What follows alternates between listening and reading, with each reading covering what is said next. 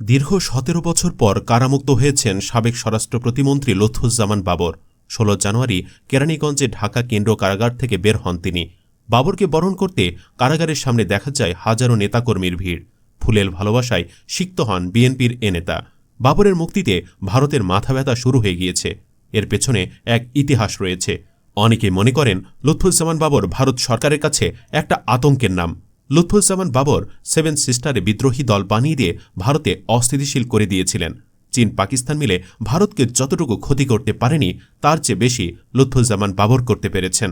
২০০৪ সালে তিনি 10 ট্রাক ভর্তি অস্ত্র গোলাবারুদ রকেটের লঞ্চার নিয়ে ভারতে পাঠাতে চেয়েছিলেন। তখন তারা নিজেদের দেশে গৃহযুদ্ধ শুরু করে। অরুণাচল প্রদেশ, আসাম, ত্রিপুরা, নাগাল্যান্ড, মণিপুর, মিজোরাম ও মেঘালয় মূল ভারত থেকে আলাদা হতে চেয়েছিল।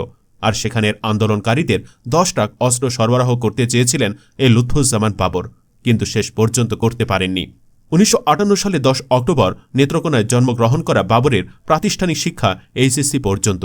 ১৯৯১ সালে প্রথমবারের মতো নেত্রকোনা থেকে সংসদ সদস্য নির্বাচিত হন বাবর। এরপর ১৯৯৬ সালের ১৫ ফেব্রুয়ারির বিতর্কিত নির্বাচনেও তিনি সংসদ সদস্য নির্বাচিত হয়েছিলেন।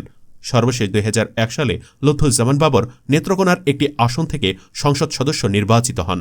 সেবার বিএনপির নেতৃত্বাধীন জোট বাংলাদেশে সরকার গঠন করার পর যে কয়েকজন ব্যক্তি প্রবল ক্ষমতাবান হয়ে ওঠেন তাদের মধ্যে লুৎফুজ্জামান বাবর ছিলেন অন্যতম।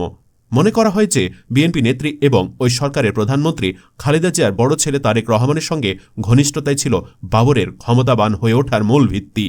২১ আগস্ট ২০০৪ সালে গ্রেনেড হামলা মামলায় ১৮ মার্চ ২০১২ সালে তারেক রহমান ও লুৎফুজ্জামান বাবর সহ নতুন তালিকাভুক্ত 10 আসামির নাম যুক্ত হয়। ১ অক্টোবর ২০১৮ সালে এই মামলায় তাকে মৃত্যুদণ্ড দেওয়া হয়।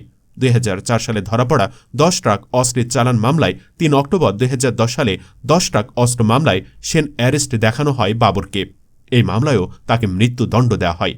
খালেদা জিয়ার নেতৃত্বে বিএনপি সরকার ২০০১ থেকে ২০০৬ সালে ক্ষমতায় থাকার সময় যেসব ঘটনা ব্যাপক আলোড়ন এবং সরকারের মধ্যে প্রবল অস্তিত্ব তৈরি করেছিল তার মধ্যে অন্যতম হচ্ছে 10 ট্রাক সমপরিমাণ অস্ত্র উদ্ধারের বিষয়টি। বাংলাদেশের ইতিহাসে সর্ববৃহৎ অস্ত্র ও গোলা বারুদের চালান আটক করা হয় ২০০৪ সালের ১ এপ্রিল রাতে। 2টি বড় ট্রলারে করে এসব অস্ত্র সমুদ্র পথে আনা হয় চিটাগং ইউরিয়া ফার্টিলাইজার বা CUFL জেটিতে।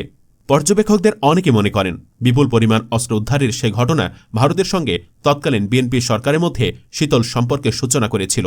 দেশটির তৎকালীন কর্মকর্তারা দাবি করেছিলেন ভারতের চাপে পড়ে বিএনপি সরকার সেসব অস্ত্র আটক করে, অন্যথায় সেসব অস্ত্র ভারতের বিচ্ছিন্নতাবাদীদের হাতে যেত।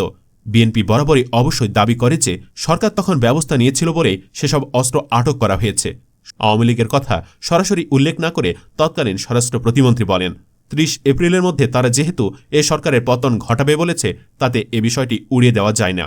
অনেকেই ভাবছেন বাবরের মুক্তিতে ভারত কিছুটা হলেও আতঙ্কে থাকবে। আপনাদেরও তাই মনে হচ্ছে কিনা বন্ধুরা? কমেন্টে জানাতে পারেন মতামত। ধন্যবাদ।